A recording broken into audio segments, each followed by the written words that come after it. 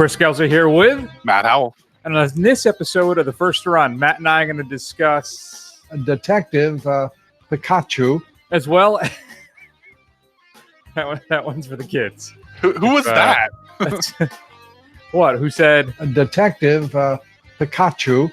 Yeah. That is Lou Dobbs talking about the box office success of Detective Pikachu. And so it's the Pokemon movie starring Ryan Reynolds. He voices Detective Pikachu. And there is a mystery here. So what happens, Matt? Well, we'll get into it. I don't want to spoil the opening of the show. We're going to talk about Detective Pikachu. I have a feeling it's never going to get old. And then we're going to tell you what's coming up in Blu-ray and DVD, featuring your streaming and straight to DVD picks of the week. And then we're going to move on then to the Chinese blockbuster that Netflix just unceremoniously dropped on their streaming service and told nobody about. And then finally, we're going to fill you in on our 5 favorite hidden streaming gems. And also, Matt, there was an announcement yesterday that we might talk about maybe for a minute. So let's start everything off with a clip from Detective Pikachu. So, Pikachu? Oh, jeez. Hey, little guy. How did you get in here? I know you can't understand me, but put down the stapler or I will electrocute you. Did you just talk? Whoa. Did you just understand me? Wait. That is heavy eye contact right there. You heard me. No. Yes, you did. Oh my God, this is amazing. You can understand me. I've been so lonely. Yes, I have. Matt, Detective, Detective Pikachu. I'm going to spare you this one time. So we have, what's the fine young gentleman's last name? Not the cannibals. No, the fine young gentleman. It would help if I had the right screen up. I know it's one of the Smith kids, right? Justice Smith plays Tim Goodman, whose father was a police detective, and he disappears. So he goes to find out what happened to his father. He thinks he's dead, and he runs into an amnesiac Detective Pikachu. and who's trying to figure out who he is. And the two of them team up to try and solve the mystery. So, Matt, Ryan Reynolds, as I said, voices the character, and I walked out of this thing thinking I am very, very old. Right. I am not this film's target audience. I am sure that there were dozens of references that I didn't get. But still, I found this thing to be an enjoyable romp. I actually had some fun with it. And I think the film all hangs basically on Ryan Reynolds' voice performance, right? I think that's really what does it. Even in this animated character, Detective Pikachu. that son of a bitch is still charming as all hell. I mean, that guy is just, he's magnetic, and you want to see him on the screen, even if he's not actually playing himself. But still, there's some things we need to talk about it. But what are your thoughts? Do you agree with me? Did you get some of the references? Did you enjoy this? What do you think? So I mean, so Pokemon is years after my time. It's not something I was particularly familiar with. It's not something I really enjoyed. It's a slice of nerddom that passed me by because I was nowhere near young enough to really get involved in it when it first came out.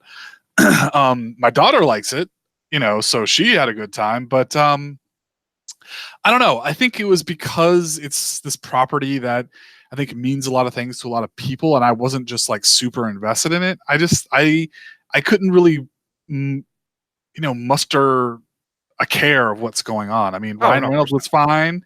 I think the most I can say about it is it's fine. I was kind of hoping that I would be this like surprising thing where it really just kind of appealed very broadly and really sucked you in with something that's really fascinating, but it's not. It's the property is the property, and it's I have no foundation with it, so it didn't really any of the stuff that may have landed with fans didn't land with me.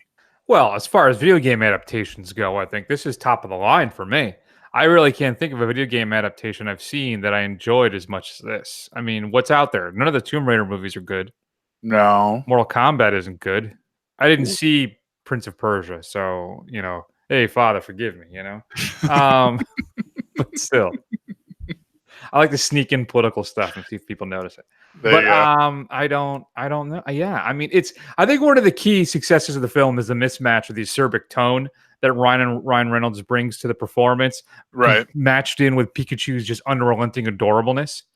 I think that there's something about that combination that I found really fun and entertaining. It takes some reasonably entertaining turns to the film that I think it does well with when it comes to who your bad guy is and the little shift here and the story here. And, maybe that's not actually happening. Maybe that guy's okay and the other guy's not so okay. I don't know. But right. I think it does that stuff reasonably well. But it doesn't quite have the emotional resonance that it's shooting for. No, definitely Which is a problem of, I think, another film we might be talking about a little later. Oh, maybe. But I feel if you're a Pokemon fan, I think you're going to love this thing. I feel like if you know what this stuff is, then I think you may really have a really enjoyable time. In the end, I did enjoy it. It's just, I think it's going to be mostly instantly forgettable. And it's tapping into a part of culture that I have no affiliation or affection for. Though I do now have my Pokemon cards that I got from the screening. So now, Matt, we can play together. Detective Pikachu. There's only 2 in here? Yeah, I think you need more than 2. I thought there was Although my daughter, being 7 years old and absolutely relentless when she wants something, has declared that she wants to start getting Pokemon cards, and she has not stopped asking me about it every day since I've seen that film. So we'll have to get some soon, and then I'll have to learn how to play, and it'll be all over. Well, that's a good barometer. Did you take her to see this? I did, yeah. What did she think? She enjoyed it. I mean, she's not super familiar with the property either, but I think some kids at school are, so she's kind of bowing to to kind of the what's going on around her, but she's been watching it on Netflix. She's been watching it on demand, so she's getting into it. So she seems to enjoy it. I think she had a good time. Good for her. And I hope her get along through society. Just conform, bow down to peer pressure. Yeah, I know. I mean, you do have to do that to some extent throughout your life. So I guess this is an easy way to do it. I mean, playing with stupid cards is fine, I suppose. Right? It could be worse. It certainly could be. And it will be worse. That's right. Is there any other thoughts about the Detective Pikachu? Yeah. I mean, like I said, I think me and Chris I think this is really highlighting for me. I mean, Chris, obviously may have encountered this years ago, but that I'm just really getting old now. Like I'm not hip on the. I like to make fun of your age every now and again, just because I can, because I know you're sensitive about it. Son of a bitch! That's right.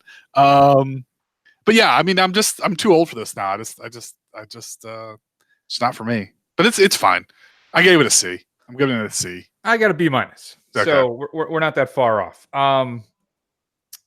Yeah, I mean, that's what they want to do, right? You want to make it entertaining for adults and for children. And I think it mostly succeeds at that. It's just it's fine. There's really nothing to it. There's nothing to write home about. It's an entertaining enough time. If you got to bring your kid to go see it, you'll be entertained enough for the hour 45-minute run of time.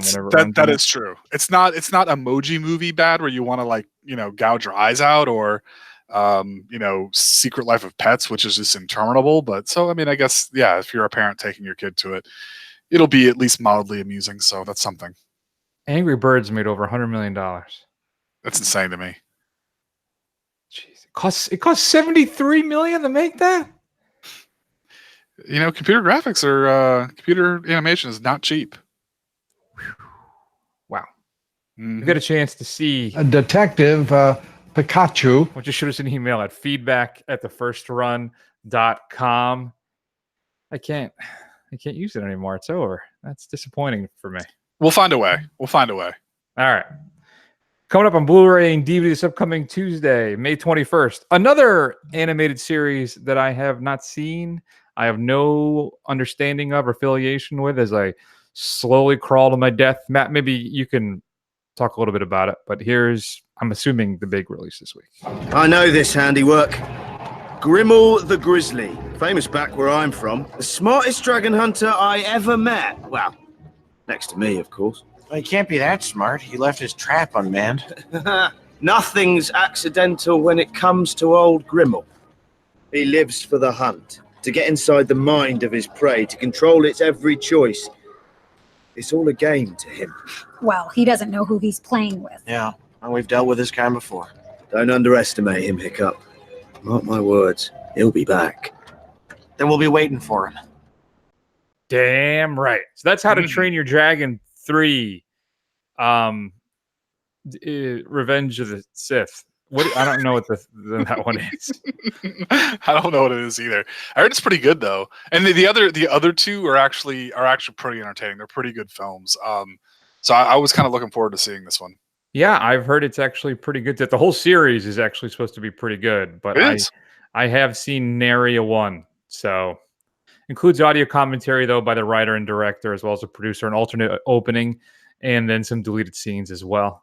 The Rebel Wilson romantic comedy, Isn't It Romantic? This is one when she gets the concussion and wakes up in a romantic comedy. Yep.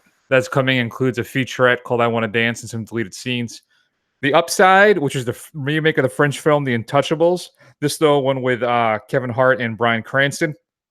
Includes some deleted scenes and a gag reel. From what I understand, not that terribly good.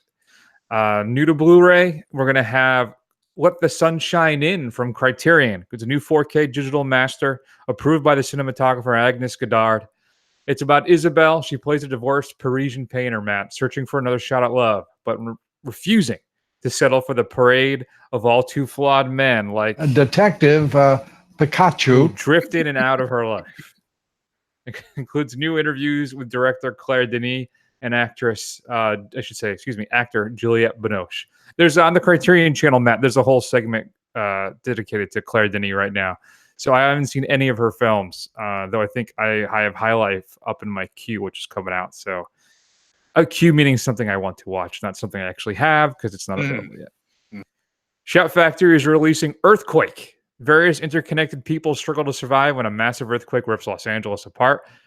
Released in Sensurround. It's a brand new 2K remaster of the theatrical cut of the film, as well as a 2K remaster of the TV version, which has over 20 minutes added to kind of pad out, the runtime to get all those commercials in. And 3 new making of featurettes of the film.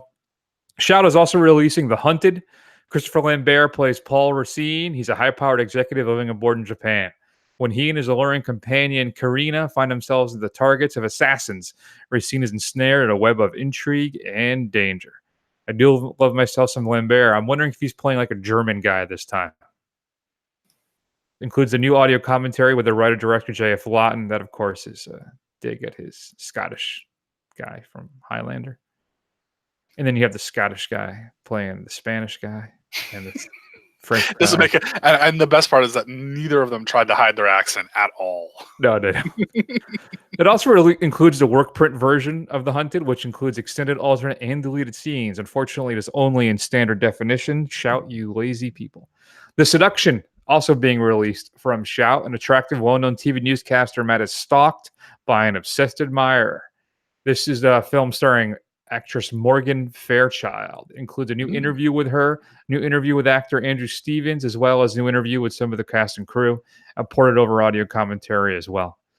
Black Moon Rising. Every week it seems we run into these films that have those VHS boxes that I just always clearly remember, but I never watched. So Matt, go ahead and Google Black Moon Rising, and you go, oh yeah, I remember that cover. Okay.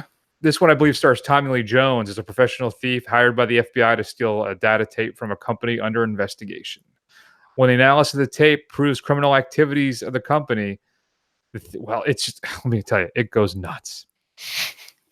Also being released is the Anthony Hopkins film Nixon, where he plays Detective Pikachu. Actually, no, he plays Nixon. Arrow is releasing Trapped Alive. It features a brand new 2K restoration of the film about a sheriff's deputy, some escaped prisoners, and 2 young girls who find themselves trapped in a mine shaft where a cannibalistic mutant is hunting them for food. Includes a brand new commentary by the director, new commentaries by the special effects artist and a writer, and a whole bunch of others. I mean, Arrow's really gone out for this one. So You can pick up a Shaft triple feature, Matt, and they're all being released individually on Blu-ray. So that's Shaft's Big Score, and Shaft in Africa. Obviously, in anticipation of the new Shaft film coming out, where you get 3 generations of Shaft. Was that dirty? Twilight Time is releasing Baby, The Rain Must Fall, Warlock, and Morituri. And finally, your 4K release of the week, Matt. Only one big one, I guess. A film I've never seen that does star my boy Jason Statham, and that's Crank. Is being released on 4K. I've never seen Crank. They even made a sequel to that thing. They did, yeah. You're straight to DVD pick of the week. I feel like I just want to read the title of it, and then I think we're good. Okay. But there's a lot going on in this, so I think you deserve the whole write-up. Dead hooker in a trunk. Self-explanatory. Sequel to Hobo and a Shotgun? Spiritual Right. successor? 4 friends set out on an everyday errand and end up with the fight of their lives, Matt, when they discover the body of a dead hooker left in their trunk. Led by a sexy, impulsive badass, which is capitalized for some reason, her distant geek twin sister, their Bible-thumping, Jesus-loving goody two-shoes friend, and a chaotic rock star junkie pal, the group has to put aside their differences to dispose of the bodies before their next, actually body, singular. Thrown into their own personal purgatory, they face off against persistent police, a sleazy motel manager, a chainsaw-wielding triad, and a brutal serial killer, all while they are followed by a mysterious cowboy pimp who wants to claim the corpse for his own. You can finally catch up with Dead Hooker in a Trunk. Groovy. Matt, what should we be streaming this week? All right, so what just came out, available on Amazon Prime this month, is a film that, by all rights, we didn't have a lot of confidence of. We thought it was going to be a complete disaster, and it was an unnecessary remake, but it's actually surprisingly competent and enjoyable in its own way. Suspiria, starring Dakota Johnson and Tilda Swinton, is available for streaming on Amazon Prime. I'm just going to call this dance school witch shenanigans and leave it at that. You should owe it to yourself to check it out at least. Yeah, I think I want to watch it again. I did buy it. Did you? I did. I rather enjoyed it, but I need to watch it. But I have so many things I need to watch. Dear You have Lord. a long list, Chris. I thought I was bad, but you have a long list. God, I just finally started trying to catch up with The Flash. That's over. I think there's 3 episodes to go. I've missed most of Arrow. I've watched 4 episodes of Legends of Tomorrow. I haven't seen an episode of Supergirl in 2 years. Yeah. They're about to do an Infinite Crisis. It's Arrow's Crisis on Infinite Earths, and I think this is Arrow's last season, so it's going to end. I think Arrow's going to end on that, so we'll see. Interesting. Yeah, and they're bringing in Batwoman too. You see the trailer for that? I have. Although, to be quite honest with you, I haven't really kept up with any of the CW shows. Ever since Flash really kind of fell off of a cliff after that first season, and I just kept refusing to believe it. I just kind of stopped watching them. Although I hear Legends is really good. Legends is the best of all of them at this point. Yeah, because it really just embraces the corniness of everything and just goes all in, and it's a lot of fun. Yeah. I thought season 2 of Flash was good. The one with Savitar was not good. Yeah, and this the problem one's is been how many times can you okay. have speedsters? Really, you know, That's the issue. Yeah, that's why they didn't do that this time. I think. I don't know. I have 3 episodes to go, so who knows what's going to happen. Right. And Zoom is in this season, so Reverse Flash, I should say. Either way, it's been okay. I think one of the crew's members, one of the people is leaving too. I think it's Vibe. I think might not be coming back. Oh, okay. Oh, really? That's too bad.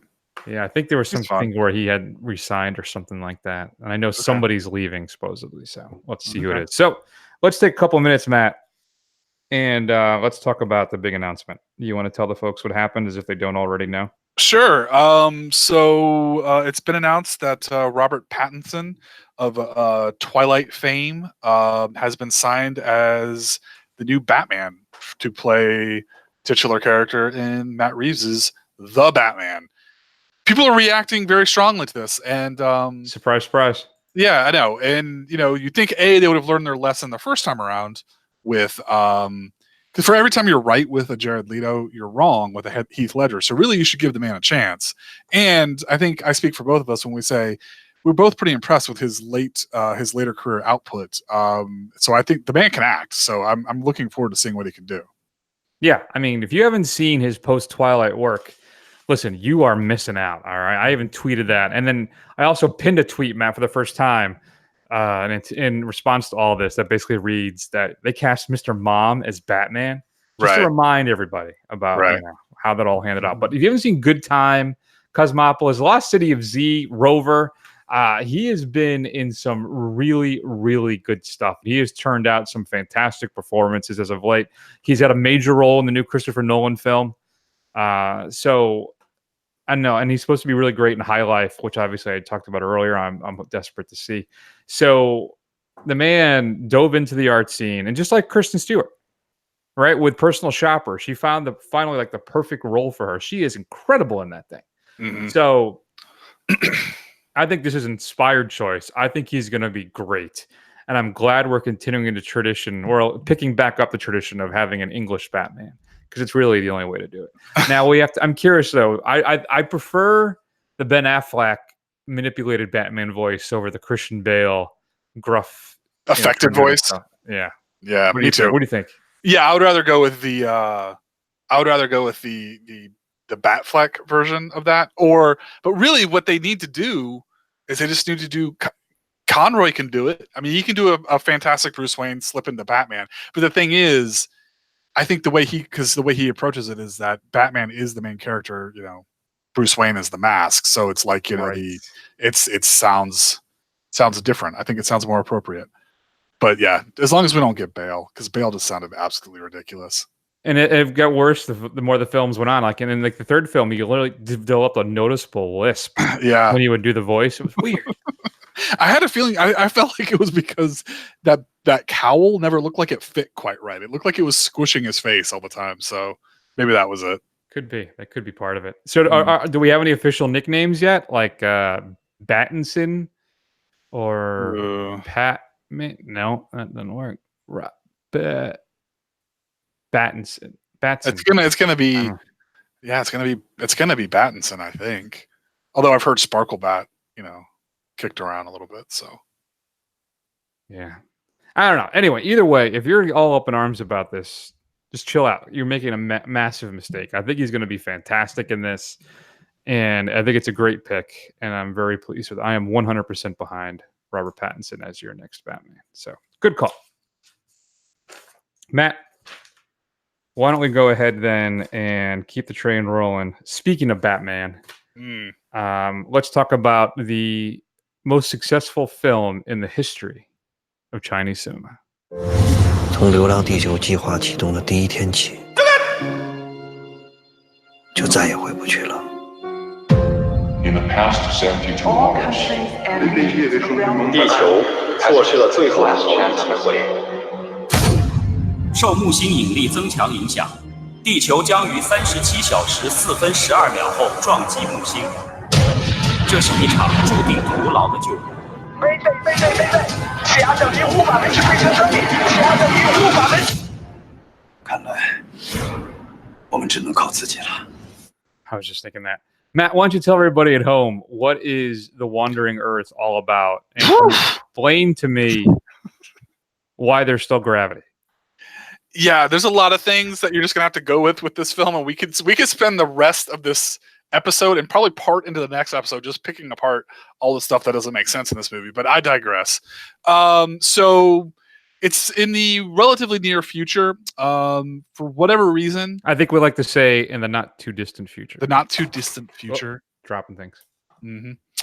In the not too distant future, for whatever reason, the sun, instead of expanding into a red giant billions of years from now, it suddenly is going to happen in the next 100 years or so and swallow up the entire solar system in the next 300 years. So Earth decides that they're going to build giant rockets on the Earth and basically turn the Earth into a spaceship to travel extrasolar 4.5 light years to another star, where they're just going to slip into orbit and just carry on life. And all of the of course that makes the Earth uninhabitable for the next however many hundreds of years it's going to take. So everybody has to live underground. A very small portion of it has to live underground. I could keep going with this thing. And then there's a stuff where, after this has been going on for a while, it basically follows the story of a kid who wants to go to the surface for reasons yet to be revealed, and mayhem ensues. Because Jupiter's a big old jerk, is why. It is. That's right. Big gassy jackass. So, Matt, this is the biggest film in the history of Chinese cinema. This is a box office phenomenon internationally. Yeah, right. Netflix gets the rights, drops it on their service, nary a peep. Nope. And they're trying to do a little damage control about that. I think on Friday or something, a couple days ago, they did like a tweet, like 5 reasons to see it or something. I don't know what it was. But they're trying now to do a little stealth or at least a little build-up marketing for it. But my question for you, was Netflix right tonight to kind of just put it out there? Yeah, I'm gonna have to agree with Netflix's decision on this one. So I don't even know where to begin with this thing now. So when you watched it, did you watch it in the dubbed version, or could you even switch off the dubs and put it into the original Chinese? It didn't even occur to me to, I don't know now. I think I watched it dubbed. I think that's I'm defaulted to that. Yeah, the default, it came on dubbed, and for me as well. And I didn't. Did it? I thought about switching it, trying to see if I could switch it, but then I couldn't be bothered as this thing started to get even more ridiculous. In the first 5 minutes. Mine was Mandarin. Oh, it was. I think I watched it in Mandarin. I'm pretty sure. I don't like watching dubbed films because I'm a snob. We all know this. Yeah, I could have sworn I read this thing. There were some subtitles in it. Yeah, I know. Wow. That actually showed the impact the film had on me. I can't remember if they were speaking English. I can't believe you don't remember if it was in Chinese. No, I absolutely remember. It was in Mandarin with English subtitles. Yes. Okay. Yes. All right. So it defaulted to the dubbed version, and let me tell you, folks, the voice acting in the dubbed version is absolutely atrocious. It is ridiculously bad. Maybe I got to rewatch it. Yeah, it is so bad, Chris. It is so bad. But not even that. I mean, the film. I mean, it looks decent. I mean, sometimes the CGI doesn't hold together. You can tell it may not be. It's not necessarily Industrial Light and Magic. Quality throughout the whole thing, but for the most part, the visual effects are pretty good. The story doesn't make a lick of sense. So if you think about it at all, I mean, literally within the first 30 seconds or the first 2-minute buildup in the beginning of this film, they're talking about how there's a lottery and all these people got to live underground. I'm like, okay, so everybody else just freezes to death and they're just okay with this? Are there not riots and wars? I don't understand. And then you're going to move the Earth, and literally everything on it's going to be dead. So who cares by the time you get there? And then, as Chris said, how is there gravity? How does the atmosphere stay there? Because the planet's moving like a ship, right? Yeah, it would just shear off. They build engines on one side of it, and then it just moves forward into space. Right. It does. Yes. So there's the world. I haven't taken a science class in years, and I know my understanding of science is pretty rudimentary. But I'm fairly sure that you need some type of spinning action in order to maintain any type of gravity on the planet. This is true. And and the hold in the atmosphere, right? Yeah, I mean, essentially because let's just say, even for the sake of argument, it didn't blow the atmosphere off. By the time they're outside of Jupiter, it's like the surface during the daylight is like minus 200. It's like minus 70 degrees Celsius, whatever that turns out to be in Fahrenheit. So literally, all the plant life's dead. Well, they have seeds though, right? And the spaceship that's following them. Well, yes, they do. But I mean, and I'm assuming I don't. That's not going to work, guys. You can't just plant some seeds and then everything's going to be better. The biosphere is just going to come right back. Traveling for thousands of years, it's not going to just go warm right up once you get close. No, this is a terrible idea. Whoever thought of this was a terrible, terrible idea. They would have been better off just making arc ships and sending them out. I feel like part of me wants to watch Neil deGrasse Tyson stroke out while watching this film. Just explain everything that's wrong with it. He would give up in the first 10 minutes. But here's the other thing. So nitpicking and kind of joking aside, this film is just too busy. There's just so much stuff going on. And it's it doesn't hold together. It's in the first 20 minutes of the film, you get the death of Earth. Then catastrophe starts happening where everything starts falling apart. You get a little bit of this kind of underground society that inexplicably, for whatever reason, which becomes clear later, but this commando unit takes care, like hijacks our entire group, and it's just a mess. I mean, there's just way too much going on. It seems like this is like, and I hope this is reductive, but I'm gonna say it anyway. It seems like it's something that, a straight to video pick that happened in the 80s, where some people just said, let's throw a bunch of cool stuff together and see what happens. And it doesn't really hang together coherently. No, yeah, I think that's good. I think that's exactly right. I feel like it's a bunch of stone kids in high school or college got together and kind of wrote a screenplay, or at least sketched out some ideas, had a rough outline for the craziest, biggest, most bombastic science fiction film they could think of. And yet still, with all these gigantic ideas and things, it feels underbaked. It feels like you said, it's almost like Sci-Fi Channel, TV movie-esque. Now, I felt at times, most of the time, that the effects were top-notch. I thought the special effects looked really good in this thing. You could tell they spent a ton of money on this. Right. Yeah, it's just that I know you're supposed to suspend your disbelief, right? But some of the stuff is just so ridiculously over the top. It just, you're like, no, there's no way. It's not. I can't. I don't know what it was. I don't know what that tipping point is, but this thing jumped off that cliff of that, over the tipping point. Yeah. And the stakes are just so absurdly high. And then it really then tries to get this emotional heft to it. It's just too saccharinely sweet. It focused so much on the family angles, and all I could think about was how much better Interstellar dealt with that stuff, right, than this film does. Right. I mean, it is so where the dad and the kids have these everybody has these kind of little moments when they're talking about their families, but they got to do the greater thing for the greater good, and I love you, son, and all this stuff. And it is just so, it's just so transparently obvious that it was just inserted in there to kind of just ramp up the emotions, and it just doesn't work at all. I found the film to be a fun watch just because of how ridiculous it is. And I think I just kind of sat back and just said, all right, let's do this, and then, I was all in on it. So I think it's a fun enough watch. And I think China has basically established itself as a player on the big blockbuster scene with this film, not just financially, but I think with the effects. And I think the film is well done enough that I would happily put this up against crazy S like the Fast and Furious franchise. It fits right into that kind of fold, I think, just in space. I mean, it's just that nuts. Like with the runway and that one film that ran for 30 miles. I mean, it doesn't matter. We're just going to show you the craziest, biggest things we can think about, and that's what this film is. Yeah, I mean, I guess that's fair. I guess my only rebuttal to that would just be is one. I mean, I think the Fast and Furious knows that it's ridiculous, whereas I don't know if this knows it's ridiculous. Maybe it does. That's fair.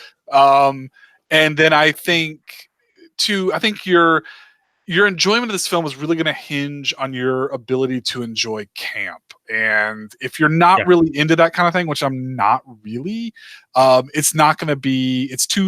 They do it too straight. They play it too straight for it to be anything particularly enjoyable for me. Now, what I would love to see is like Riff Tracks get a hold of this, or Mystery Science Theater 3000 to get a hold of this, because I think this film is ripe for that. That would be fantastic. But on its own, your mileage may vary. I'm kind of curious to see what you kind of gave this thing as a letter grade, Chris. Oh, you want me to tell you? Yeah, I do. I wasn't going to tell anybody. C+. Okay. Yeah, I gave it a C-. It has its moments and it has some competence to it, but it's like it's just too much and it's half baked. I think it's good. It establishes China as a player from a technological standpoint and the ability to produce something like this. I think now they just got to hopefully the next one they produce is a little more streamlined. It's a little more concise. Yeah, a little more emotional heft to it too. And that's a good point. If you had a chance to see The Wandering Earth, we'd love to hear your thoughts. Shoot us an email at feedback@thefirstrun.com. Man, I would love for Joel Hodgson and his crew to do like they used to do back in the old days at the public or the cable channel, where they get the rights to be able to do anything that's on Netflix. How cool would that be? That would be amazing. Because there's so much bad stuff on there. All right, let's go ahead then and move along. Speaking, of course, of Netflix, why don't we take a few minutes, Matt, and talk about our favorite streaming hidden gems. Now, Matt cheated, and I stayed pure to the intention of what this was. And we'll talk about that when we get back. What is it about this property that makes you feel it's so integral that you can't put it off until after all these legal matters are settled? It's a very good question. This property gives us many things. First, access to the river, so I can bring in my fuel directly from any provider in the world straight to my tanks. Second, it has over 10 million gallons of storage capacity, so I can buy in the summers when the price is low and sell to my customers and, more importantly, my competitors when the price is high. I will no longer just drive trucks. I will control my fate. But the real answer to your question is that when it feels scary to jump, Ian, that is exactly when you jump. Otherwise, you end up staying in the same place your whole life. And that I can't do. So that is Oscar Isaac with Jessica Chastain in J.C. Chandler's A Most Violent Year. Currently streaming on Netflix, a film I rather enjoyed. He plays a owner of a small heating oil company who's just trying to deal with his competitors, trying to get a bank loan to keep his business afloat and expand his business, but also dealing with the fact that like his truck drivers get hijacked. It's a fun's not the right word, but it's a great little kind of drama. It's set in 1981 in New York, and it's a great little period piece. So if you haven't seen it, you can stream it there, but not good enough to make the cut for me. Also, music by Alex Ebert. If you're not familiar with Alex Ebert, he is of Edward Sharpe and the Magnetic Zeros. So, and of course, an A24 film, which you can't really go wrong. So this all started off as trying to identify some hidden gems on Netflix because of The Wandering Earth. Maybe not so much a hidden gem. But Matt, of course, wanted to expand your horizons. So he has gone through to include Hulu and Amazon Prime. But how is that not fair? How is that cheating? It's not cheating. It's just you went a different route. That's all. Okay. It's not as exciting to say in the opening of a show, Matt, to say I'm trying to build up some tension here. But instead, as usual, you deflate my tires. And it's just make me, it's I don't know what to do. Good day, sir. So I've stuck to Netflix. Plus, it wouldn't take as much work because I only had to search for one streaming service. So Matt, once you start off everything, I think I let you do that last time. What is your fifth favorite hidden gem on the streaming service of your choice? All right. So as Chris pointed out, I like to cheat, but I don't care. So my number 5 is an excellent show, and it's the only TV show on here. And Chris gets annoyed when I mention the small screen on this film podcast. But it is a criminally underappreciated comedy series called Party Down. It stars Adam Scott, Lizzie Kaplan, Ken Marino, bunch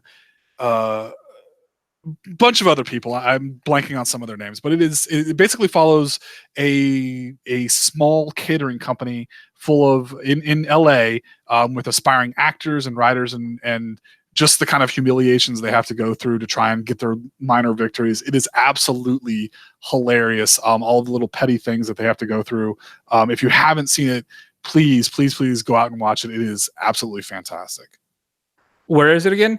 It is available on Hulu. That's a bitch. I don't have the Hulus. I've always wanted to see it. I've heard it's actually pretty good, but I have not had an opportunity to check it out yet. It was on Netflix for years. It recently dropped off probably like a year ago. Yeah, I screwed that up. Yep. You know what's good too? We just finished watching The Marvelous Mrs. Maisel. I kept hearing how great it was, and the Mrs. And I watched it. It's really good. Is it? Okay. Yeah. I'll just add it to the ever-increasing list of stuff that I'll never watch before I die. So there you go. Good. My number 5 is a film I mentioned earlier in the show, and that is Personal Shopper, starring Kirsten Stewart, where she plays for personal shopper for a woman who also is able to communicate with ghosts. And it is a really interesting character study / thriller-ish film that is, we have a director who really is able to master and bring out the best in Kristen Stewart. I mean, she is fantastic in this thing. Any questions you've ever had about her and her abilities will be answered in this movie. And I don't know if it's one of those things where like it's a Mark Wahlberg thing where you need to have the director know what they're working with, because you can either get a Boogie Nights or you can get a Happening, right? If you don't steer that guy right, things can go horribly wrong. But she is just a revelation in Personal Shopper. It's a different kind of offbeat film, much like most of them in my list, but still, definitely just check it out. Very good one. That's a good pick. All right, so my number 4, also available on Hulu, is Honeymoon, a film we did for the show a few years back. Stars Rose Leslie and Harry Treadway as a newlywed couple who goes on their honeymoon in a remote cabin, and everything is going fine and normal, and they seem to be having a normal, loving couple, where Rose's character wakes up naked in the woods and she doesn't know what's happened to her, and things slowly start to get really weird and unsettling. And it's kind of just this sci-fi horror film that kind of plays on this whole, like, how well do you really know somebody kind of thing. And it's like, even though you've married this person and you think that you know them very well, that it turns out that maybe you don't. And it's a creepy little film, and it has one particularly cringy and still makes my skin crawl piece of body horror in it. That is a good little surprise. Yeah, that was episode 280 from June 19th, 2015. If you want to hear us discuss Honeymoon, you can go into the archives and check that one out. Matt, my number 4 then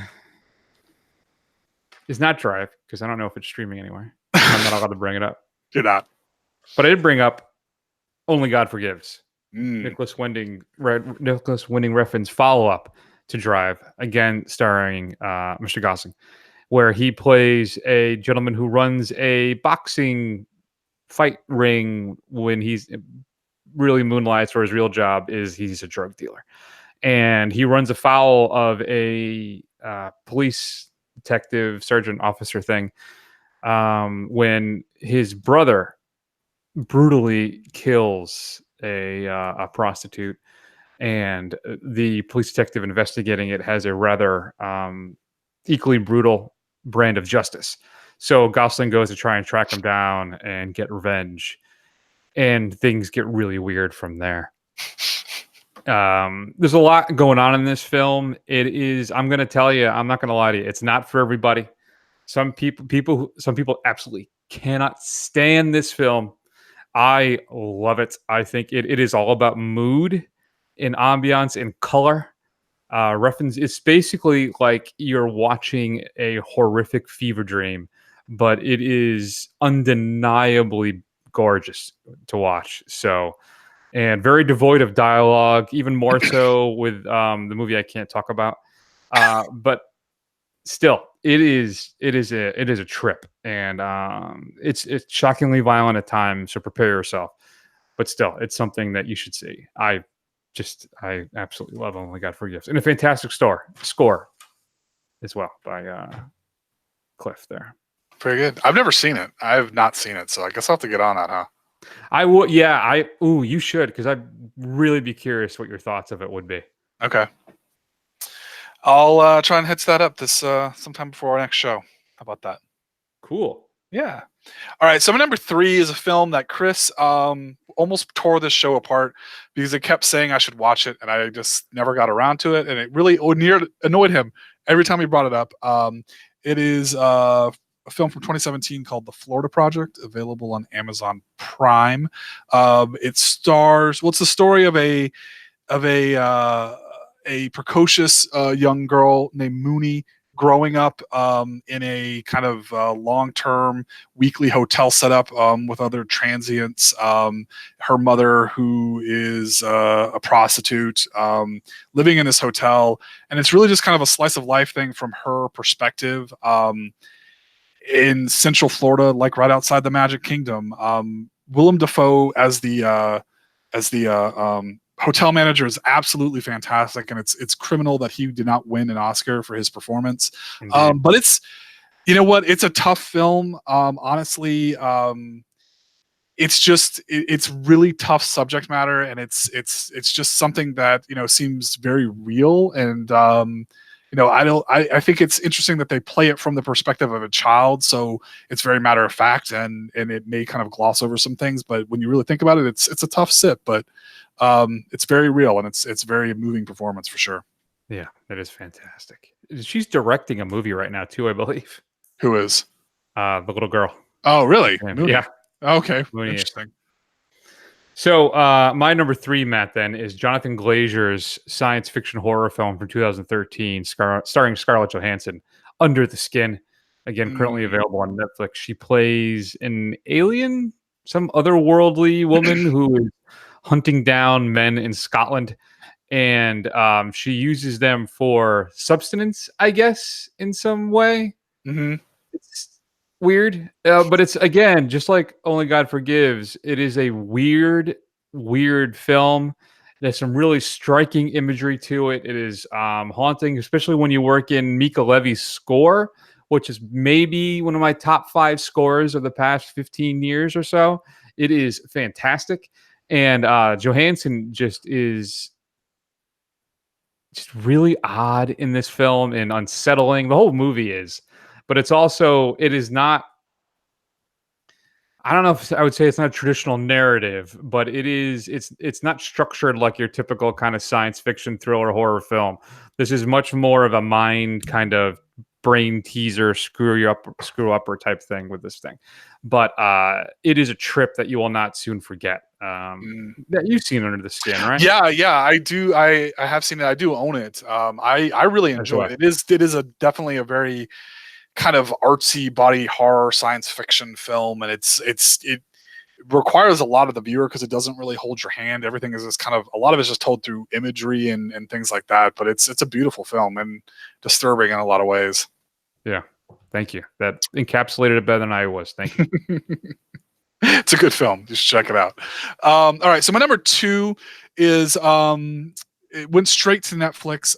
It was never released in theaters as far as I'm aware.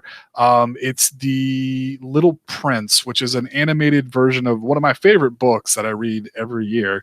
A story of an aviator who crashes in the desert. Well, it's a story within a story where a little girl whose mother is trying to get her to grow up, lives next door to an elderly old man who turns out to be an old pilot, and he tells her the story of crashing in the desert and coming across a little prince from outer space. It is a fantastic little allegory film. It is very moving and straight to the point. It's a great film, and it's a great book if you haven't read it. It's something that it's kind of simplistic beauty will always hit you in the kind of lessons it tries to teach you. And it's got a great all-star cast for the voices. It's got Jeff Bridges, Marion Cotillard, Benicio del Toro, James Franco, Paul Rudd. So it's really just a long list of voice actors, but it is a fantastic little film. And where can I see that? On Netflix. It is on Netflix, because I haven't seen it, and I've never read it. Yeah. So you should read the book. I mean, literally the book is like 50 pages. You can read it in like an afternoon, but I know of it. But yeah, I've never read it, so I'll have to check that out. Thank you. Mm-hmm. My number 2 is Karen Kusama's The Invitation. Okay. So it is a thriller currently available on Netflix that I heard really great things about, and then I watched it, and outside of maybe the last 2 minutes that I'm not 100% sold on, this thing is a firecracker.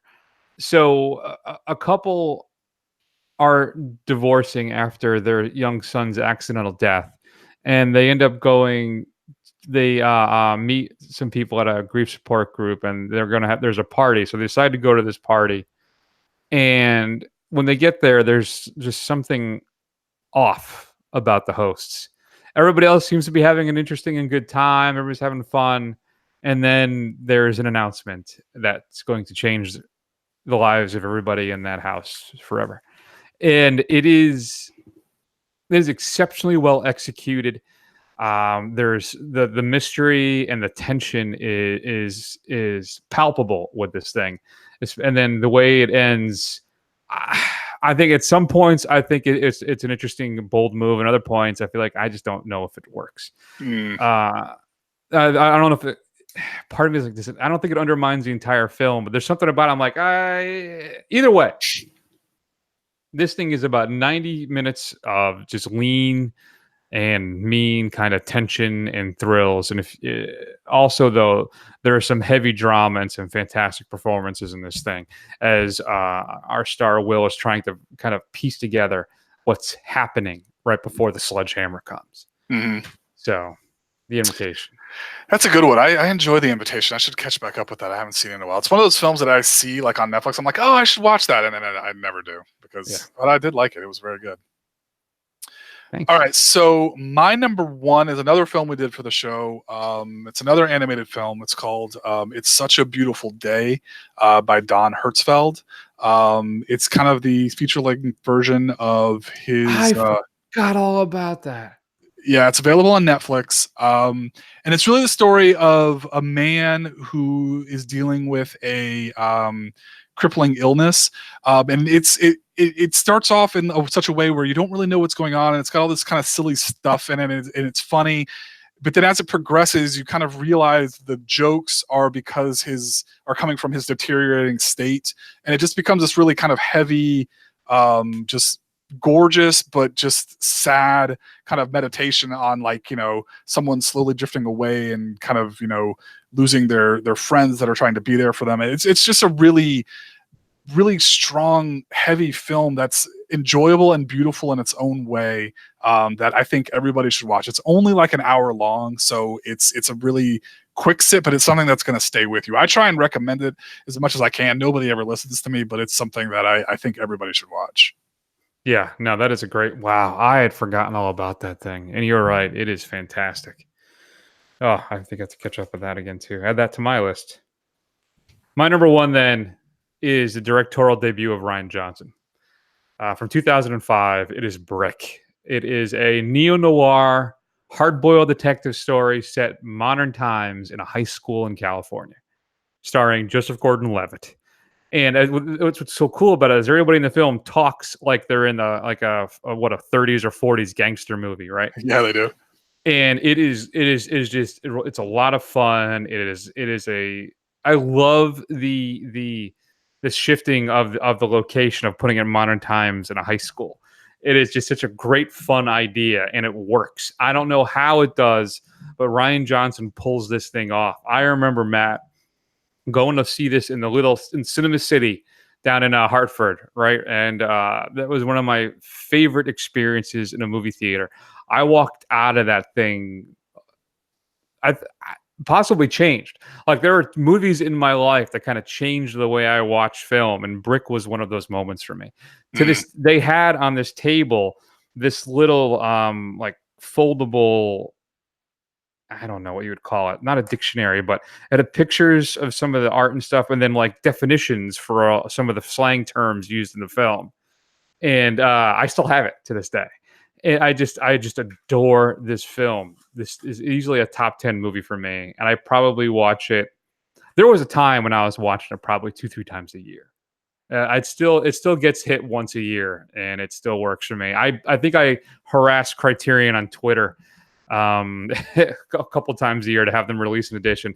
It is finally coming out on Blu-ray, though, I think this month or next month. And my pre-order was in the instant that popped up. So Brick's my number one. Wow. Yeah, it's a good film. It is it's kind of jarring, but you kind of get into it really quick. It's a really good film. Man, listing all these off, it makes me kind of want to sit down and go watch all these again, I know, right? Yeah. Good stuff. Do you have any that didn't make the cut? Any just a couple.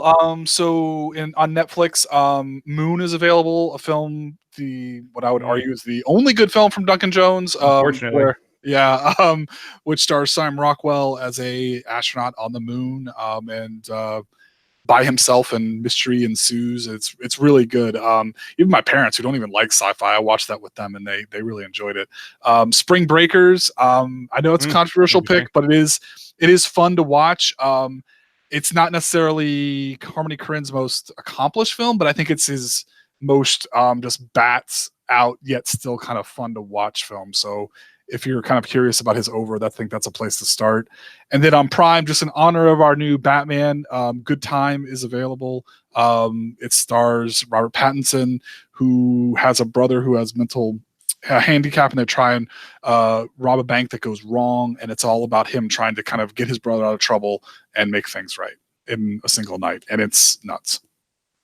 No, that is a good pick too. I agree with you. So I had, as I said, if we opened the segment with a most violent year, Jeremy Renner in Kill the Messenger. If you haven't seen that, that is actually pretty darn good. He plays a reporter who finds a massive story about the government's wrongdoing, and things start to go, unfortunately, bad for him. What else do we have? The Lies of Others, which I think won the best foreign language film about the Russian agent who listens in on people for the KGB and hears something he should not. The Rover. Here's my pick for Robert Pattinson, Matt, with him and Guy Pearce, the dystopian drama about the man trying to catch up with the guy who stole his car, but he's really mostly more concerned about the contents of what's in that car. And finally, a film, again, that has no reason to work, but absolutely does, with Tom Hardy, Locke. A drama where basically you're just watching Tom Hardy take phone calls in his car while driving on the highway for about 85 minutes. And it works. The drama, the tension, as the story unfolds and you're finding out where he's driving to and why, and as his life changes forever on this road is fascinating. Have you ever seen Locke? No, I haven't. I remember you telling me about it, and it's something I meant to catch up with, but I didn't realize it was available on Netflix, so I'll have to add it to the queue. There you go. At some point, we'll watch all these things. Yes, we will. What is your favorite Netflix hidden gem? What have you seen that you want us to check it out that we haven't heard of? We're always looking for more tent as we sling more tent. Shoot us an email at feedback@thefirstrun.com. That's a good list. Good segment. That's good. You're welcome. Coming up next week, Chapter 3, John Wick Parabellum. We are finally here. I am distraught that there was no... I can get, a 60-hour marathon of Marvel movies, but I can't get a 3-film marathon for John Wick. What is that about? That's messed up, man. So I already watched the first one a couple days ago. I'll be watching Chapter 2 Sunday night as I go see John Wick 3 on Monday. I got my Dolby ticket, Matt, all ready to go. What about you? Did you see it yet? Or I have not seen it yet. I have not seen it yet. So I'll be seeing it in the next few days. But I'm really excited. As am I. So our second film is TBD. We will get back to you on that. Or it'll be surprised when you listen to the show. Maybe that'll be fun for everybody. In the interim, why don't you check us out on Facebook, Twitter, Instagram, YouTube, where you can watch the live recording of the show. Just do a search for The First Run. Scroll. Eventually you will find us. Go over to Apple Podcasts and give us a rating. That's how other people will find the show. You can find us on all your podcasting platforms. And for a limited time, you can actually pick up hard copies of the show at New Stars. So if you can find yourself a New Stars anywhere out there, now I am really dating and geographically locating myself. New Stars department stores. Check them out while they're hot. Matt, why don't we go ahead and take an extended break, and we will see you all soon.